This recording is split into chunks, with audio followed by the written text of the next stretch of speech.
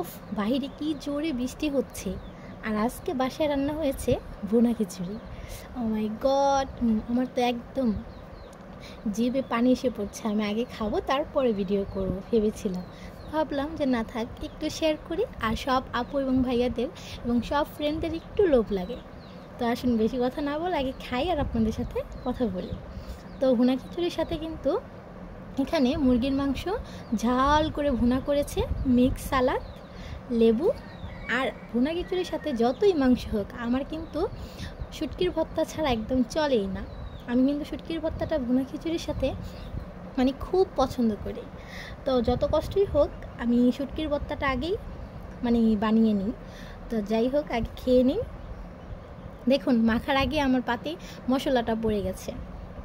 উফ, তা আমি একটু লেবু চিপড়িয়ে নিচ্ছি।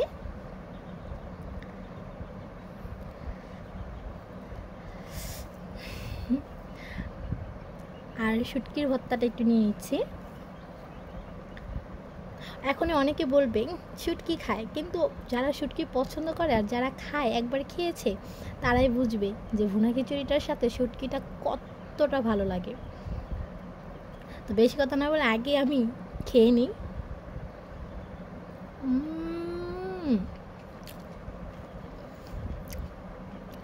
মুখে দিতে মনটা ভরে গেল। মনে হচ্ছে যে এত কষ্ট করে যেহেতু রান্নাম বা বানানো শুটকির ভর্তাটা বানালাম, তা সার্থক হয়েছে। আর ঝালটা মুখে লাগছে না, একদম গিয়ে ব্রেনে লাগছে। মাই গড, আপনারা কিন্তু এই বৃষ্টির দিনে একবার হলেও ভুনা খিচুড়ি শুটকির ভর্তা বানিয়ে খেয়ে দেখবেন। উফ,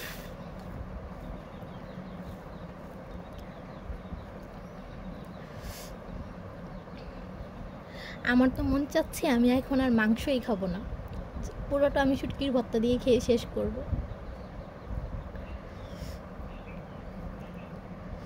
নিজেরটা নিজেই প্রশংসা করছি।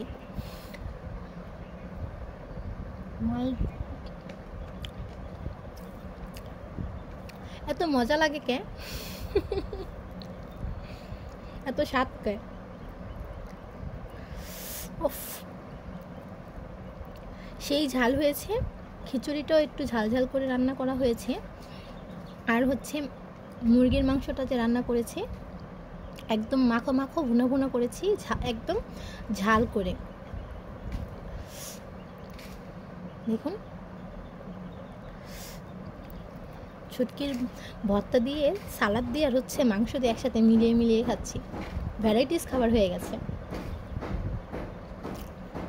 সবাইকে টাটা, বাই বাই। খেয়ে তারপর আবার সবার সাথে কথা বলবো। সবাই ভালো ভালো করে রান্না করে খান আর বৃষ্টিটা এনজয় করেন। অনেক দিন পরে, গরমের পরে বৃষ্টি এসেছে। By friends.